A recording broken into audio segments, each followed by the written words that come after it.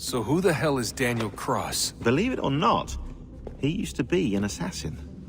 The assassin, the way I've heard it told, but it turned out he was a sleeper agent for Abstergo, programmed to infiltrate and destroy the organization. How did he know you were there? We could be compromised. They must have caught me snooping inside their network and sent Cross to see what we were after. If they were aware of our current location, we'd know. Though, I will say this. Doesn't bode very well for future expeditions. I've set up some cameras topside. If anyone shows up, we'll see it. I'd suggest you go see about finding a socket for that power source. Or we can return to Connor if you prefer. All the artifacts in the world won't mean a thing without the key.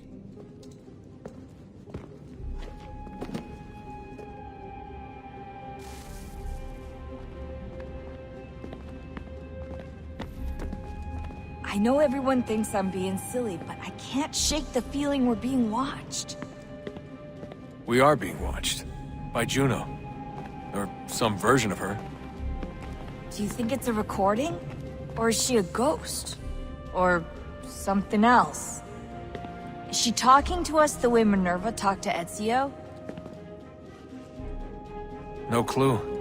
I mean, who knows what else they were working on down here? There's still so many rooms we don't have access to. But do you think she's like literally down here, waiting somewhere, still alive? Still alive? That's mental. That means she'd be at least 75, 80,000 years old? So powerful, yeah, but not that powerful. They came down here looking for a way to survive. Maybe they found one.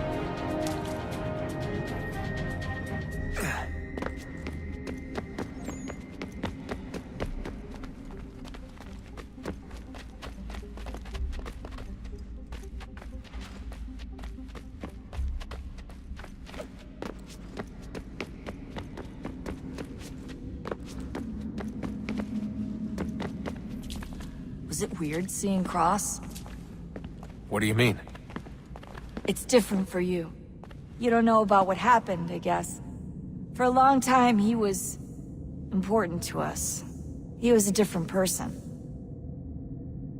Sean said he was a sleeper agent. Like Lucy. It was different.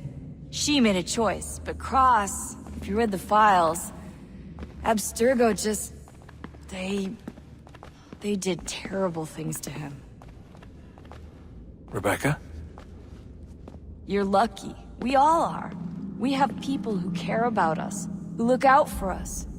He was all alone, and the people he thought he could trust, they used him. Did you know him?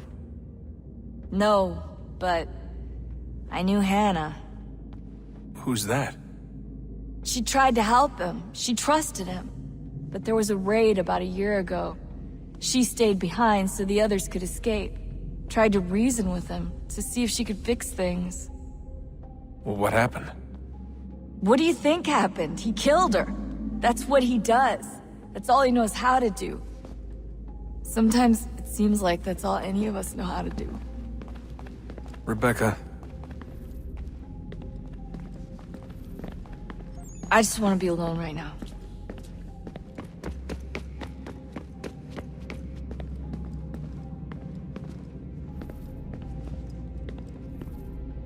Son, I owe you an apology. I shouldn't have lashed out like that. You have to understand, I've never been very good at this. Never mind that we live rather extraordinary lives. Yeah, I kinda liked my ordinary one. You can't escape who you are, Desmond. So I've noticed. Look, it's silly for us to go back and forth like this. I admit, I did a shitty job raising you. I apologize, I'm sorry. But it's important you understand it didn't come from a bad place. You're my son. I love you. I guess I was so busy trying to make sure nothing bad happened, I didn't consider the consequences. Truce. I can't believe it's taken me so long to ask, but... how's Mom? She's not... No. Your mother is fine. We decided it was safer if we split up for this job. Always assuming the worst. For good reason.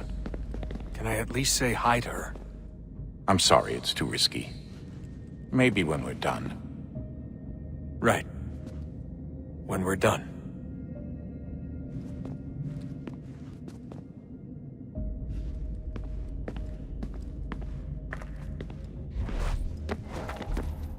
Have we ever tried to make peace with the Templars? Throughout our history, there have been moments. Several, in fact. But it's impossible. There are existential differences, insurmountable. If there were to be unity, it wouldn't be a truce so much as a submission. But knowing what's about to happen, wouldn't it make sense to try and talk to Vidic? Come to an arrangement, even if it's only temporary? We'd all be so busy watching our backs, nothing would get accomplished. Imagine that. We're more productive at war. Well, have we ever tried sending in someone? Doing to them what they did to us with Lucy? Or Cross? We have, and it's never worked. We've sent people who were either too weak and found themselves turned, or too strong and were unable to carry out the charade. I just feel like we all want the same thing. We use the same words, but that's all they are, words. In the end, it all comes down to freedom. We seek it, they detest it. And so there's never an end to the fight. Not until one side is completely gone. Is that even possible? Probably not. Our two groups have existed in one form or another since, well, since forever. But things can be better than they are. And that's something. Did you look for me, Dad? When I was gone? Every day. Come on. I mean it. Every night I'd look, searching for your name or variations of it, hoping you'd slip up. Abstergo only found you first because they had better access. A few more days and it would have been me. Well, I'm here now. And I'm glad. Do you think Lucy regretted what she was doing? I used to think I knew her well, but clearly that wasn't the case. So I really can't give you an honest answer. She seemed so sincere, though. Like she really wanted to make a difference. Yes, well, when I first met him, I thought the same thing about Cross. It just keeps happening over and over again. What does? Everything. Don't get weird on me, Desmond. No, it's fine. I'm fine. Don't worry. All right, then. You should think about getting back in the Animus. We've got to find that key.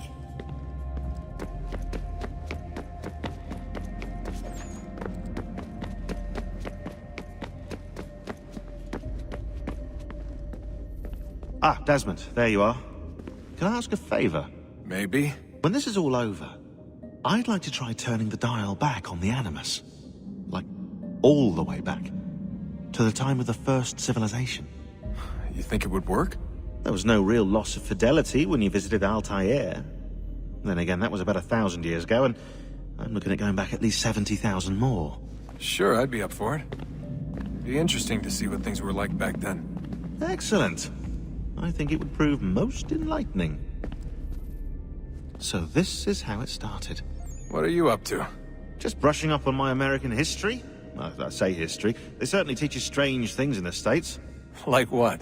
Well, for all the talk of this being a revolutionary war, it was a civil one. Well, not that kind of civil. I mean, there was no America versus Britain. It was Brit on Brit action. And you can clearly see how the whole thing got started. One war gave birth to the other. You mean the 7 Years' War? Exactly. Seems the Crown overspent in its attempt to keep the French out, wound up with a great deal of debt. Believing that the colonists should help to shoulder the burden, new taxes were created. It was a reasonable request, even if Parliament was rather, well, undiplomatic about it. Well, it's not really fair to tax people for a war they didn't want any part of. What? Didn't want any part of? Did you not notice George Washington with Edward Braddock? He was right there in the middle of it. So here you have the Crown spending who knows how much money to secure a place for the colonists to thrive, and then, when they ask for a little bit of help... Right, look, think of it this way. King George and the colonists, they all go out to dinner, right? And when the bill comes, George asks for them to kick in and pay their share. Fair enough. But keep in mind, he's been taking them out to dinner gratis for decades now. But the colonists, oh no, they insist they only had a glass of water and a side salad. Never mind the table's full of half-eaten food and empty bottles of wine. Now when the king points this out, what do the colonists do? Oh, they flip the table over and they storm out the restaurant. Probably intending to return later and burn it down.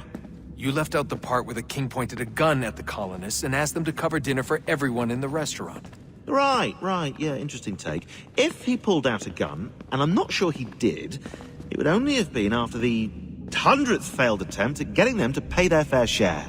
But how do you define someone's fair share? Oh, well, with a war, apparently. I wonder how many other places like this exist. There are dozens of them, all over the world. And somehow no one's ever found one before us. I don't think that's true. Oh? When I was at Abstergo, Vidic talked about silencing discoveries made by non-Templars. And I'm sure Abstergo has dug up plenty. The things they must know. Regretting throwing in with us? No. Just looking forward to when we can finally trounce those bastards so I can dive into their archives. Oh, I think I found a lead on another power source. Later, Desmond. I'm in the middle of something very important right now. Just, that's a rule. Just follow that as a rule.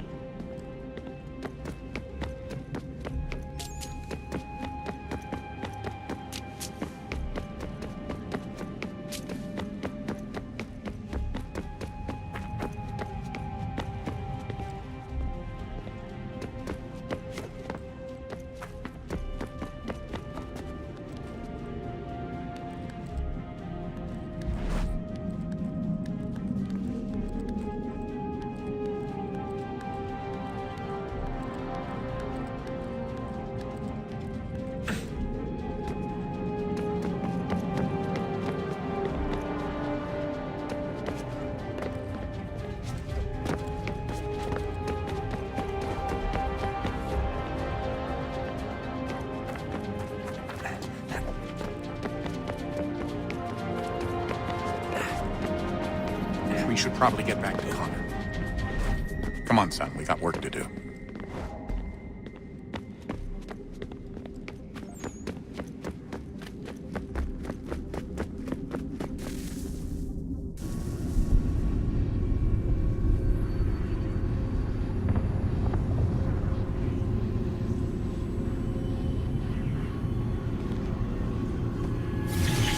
In the beginning, when we thought we could be saved, we sought to face the sun's wrath and contain it. 4 towers would be built to pull her fury into this place and dispel it.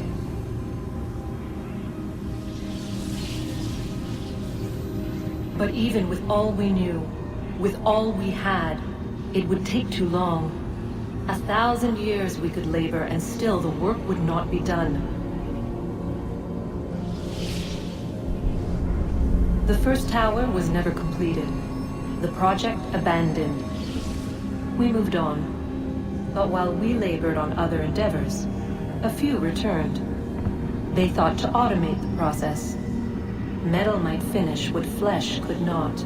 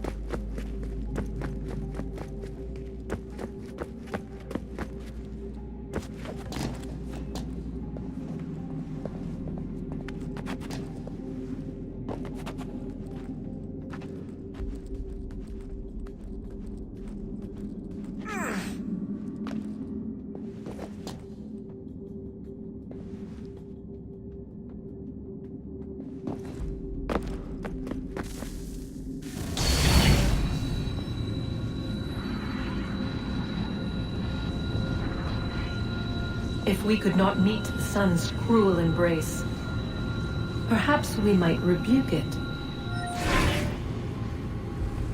Already we could generate the fields to protect us in times of strife. But these were small and simple things. To replicate them on a scale the size of a world, we lack the energy to make it so. Half the world, they said then. It is better than none at all. We tried.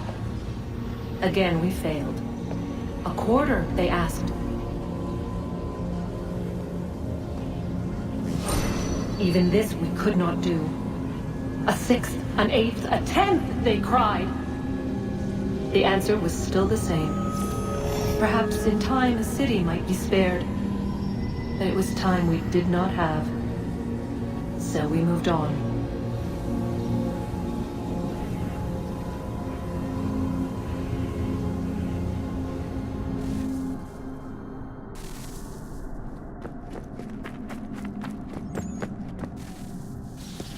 Wonder what's inside. Only one way to find out.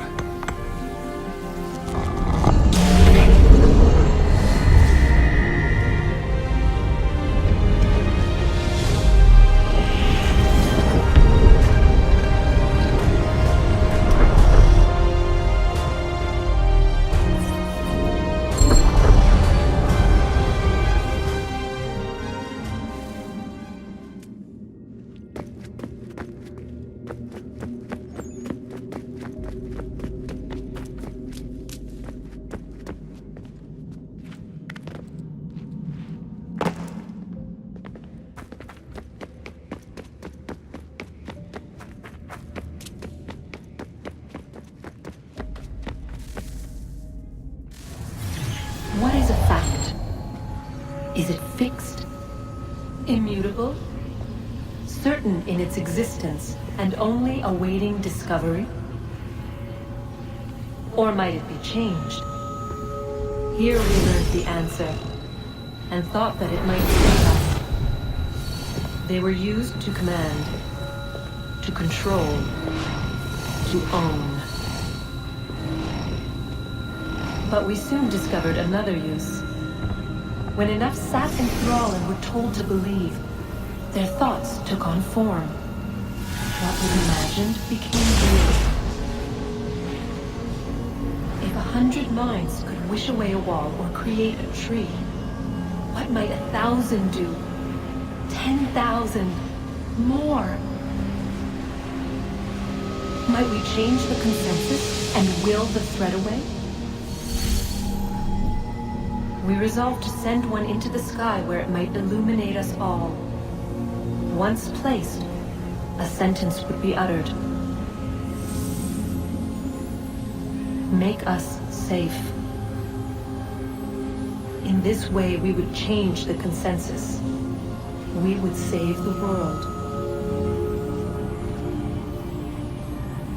But it never came to be.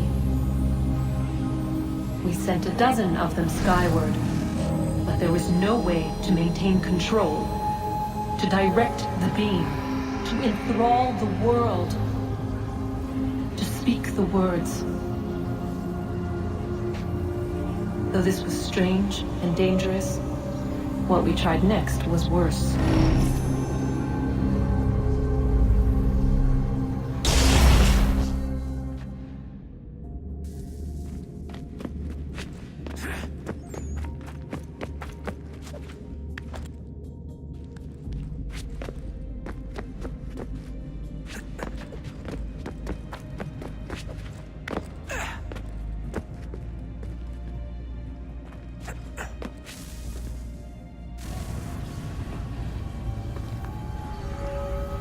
Our first instinct was to travel back, to change the past. But we could not find a way. But forward, we could look forward. And so here we sought to see beyond ourselves, and know what was to come. First we watched to learn if our work would succeed. But the answer was always the same. So we moved on to other things, but she remained. The one you call Minerva. In time, she too stopped looking, and instead began to speak. She called out across time in the hopes that you might be saved. She hid messages where none might find them, save for you and those within this place. Fascinating. Tired of it. The cryptic warnings, the threats. Just tell us what you want! But they are. We saw the Nephilim there. We seemed like grasshoppers in our own eyes, and we looked the same to them. Imagine trying to explain all this to a 2-year-old, to a grasshopper. When they said the will of the gods was unknowable, they meant it. Literally. I killed her, you know. I killed Lucy. It was the apple, son. It was Juno. I saw what she was. What would happen if I let her live? I could have stopped myself. I mean, there was a force there. But I didn't have to. I chose to. Desmond. Lucy was going to betray us and take the apple back to Abstergo. I saw the satellite launched. I saw them turn it on, and then... it failed.